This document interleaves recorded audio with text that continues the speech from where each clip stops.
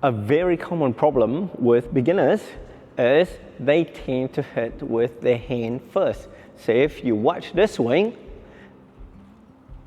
so typically when you see people hit with the hand first, a lot of them will hit with a pen handle because of the way you hold your racket with a pen handle, the racket face already at the front, and when you hit, do you see how my hand is in front of my elbow? So even when they do a smash, even when they get ready, it's still going to be hand first before the elbow. And it's the same thing as some people, even if they have mastered the V grip, they will still hit with their hand first. And when you hit with your hand first, you don't get to use all this muscle here to basically whip your racket through and get huge amount of speed in a very short swing. So if you can listen to the sound, that's not very loud, is it, compared to this? And that's simply by just bending the elbow, allowing the elbow to be in front of the hand, and the elbow will pull, it will then pull the wrist, pull the hand, and then allow you to squeeze the finger afterwards. So it's a huge amount of power by learning not to use the hand first. Another big problem with the hand first as well is that people who tend to hit with the hand first, they don't tend to squeeze with the finger, which means you lose this huge amount of finger power that I have talked about before. So by hitting the hand first, you don't tend to use your finger power. So you tend to swing with your whole arm, you know, and the whole body, and you're basically working extra hard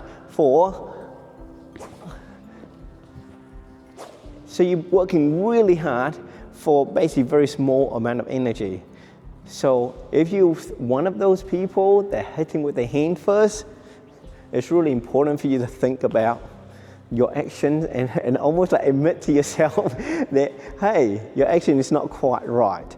So a good analogy about hitting with your hand first or hitting with the elbow first is imagine you go out to a river and you have a stone. So you imagine, you know, this is a river and this is stone. This is a stone. You pick up the stone, right? You don't throw a stone like this, right? If you want to throw as far as you can into the river, you don't throw like this, do you? You would wind your body up, right? And you go, wow. And as you can see, just by this action, my elbow is in front. Does that make sense? So my elbow in front, go whoosh. I don't throw like this. So let's see how far it go, okay? If I throw, I'm gonna stand on this white line here. I'm gonna stand on this white line. I'm gonna throw with my hand first. Let's see how far it go. Ugh. I try as hard as I can there. Now, if I was to throw this with this, let's see how far that will go. So as you can see, it's significantly further compared to that. And for me, to get the same distance as the hand first, just by using the elbow, you don't need a lot of power just to go nice and relaxed, right? Compared to just because all the power that you need come from the core. You're not using anything from up here by using the hand first. So by allowing the elbow to go in front, so as you can see, if I throw from this line with just my hand first, I'm gonna go really hard. That doesn't go that far, and I'm working really hard at the moment. But just by using the elbow first, look at it, nearly as far, and not so much effort. And if I try really hard, it is so much further. So by allowing the elbow to come up first, so the elbow is always in front of the hand, as much as you can. So you will see a lot of like top players, when they do the drop shot, you will notice that their elbow was still slightly in front. And they will still drop. Their elbow was always in front. Okay, I shouldn't say always, almost always in front. And that allows you to not just get more power, but also more control.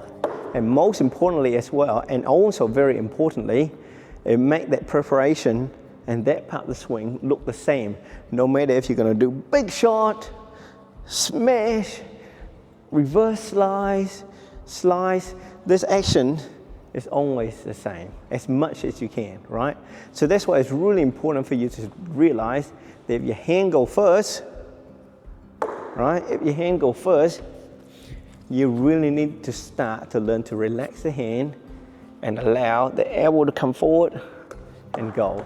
So what are some of the exercises you can do to start to learn this mechanic of elbow first,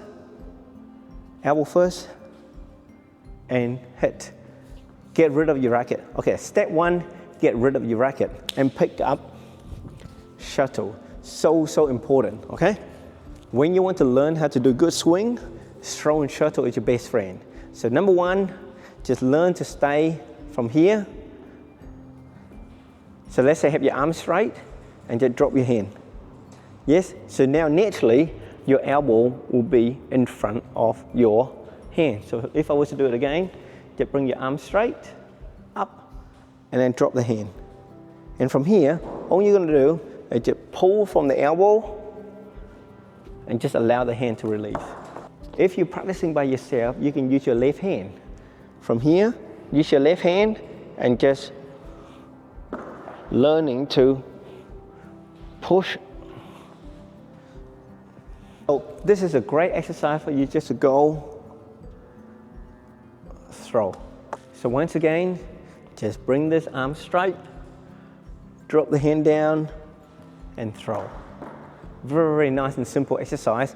And the more you can do this, the more you're gonna get into the rhythm of elbow first, and not just elbow first, elbow high and throw. Elbow high and throw, right? So that's one exercise. Another exercise you can do is just pretend you're at the river. So you just from here, throw. From here, throw. From here, throw. You don't have to throw hard or anything like that. Just learn to allow your body rotation to go first before you pull the elbow, and then you throw with your hand. This is not about how hard you can throw or how far you can throw. It's just purely for you to start to modify your swing mechanic to allow the elbow to go in front rather than the hand. Another very important point about learning to throw with your shuttle to stop yourself from hitting hand first is make sure when you hold the shuttle, you hold it really softly. One of the reasons why people tend to hit hand first is because they hold their racket really tight.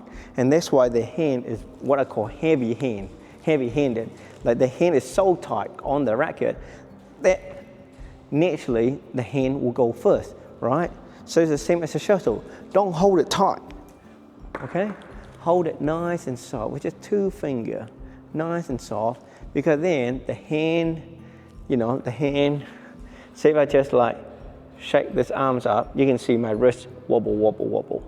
So that's a really good sign of a soft hand. So I'm not moving I'm not using my finger on my hand at all. I'm literally just using this left arm to bring it up and down. So that hand should wobble. If it goes like this, the hand's too tight, way too tight, right? So make sure nice, soft, relaxing hand and the grip on the shuttle. And from here, you bring it up, drop the hand and throw. It might look really silly, but I think this is such a good basic foundation to learn to hit elbow first. So once that throwing is a little bit more comfortable, you just learn to have your hand over your right thigh, to bring it up, have this hand follow that right shoulder line. So you imagine there's a vertical line over my right shoulder. Just make sure the hand just follow that line. So don't swing inward, don't swing outward, just follow it through and let the hand drop, right? And the shuttle should go straight forward. So a viewer had a great idea. You imagine there's a clock in front of you. So my nose, in front of my nose, it'll be 12 o'clock. And over my right shoulder, it should be around the 1 o'clock mark.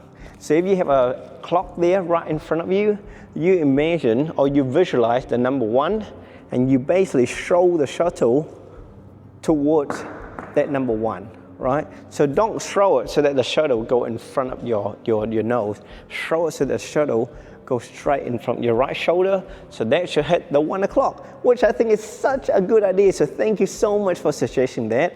I think it can help, it will make people to visualize their target so much easier. So think of 1 o'clock and hit that 1 o'clock. Yes? And as you do more and more of this, you're gonna get away from this, you know, to this, where everything is a lot softer, is a lot more flowy, a lot more relaxed.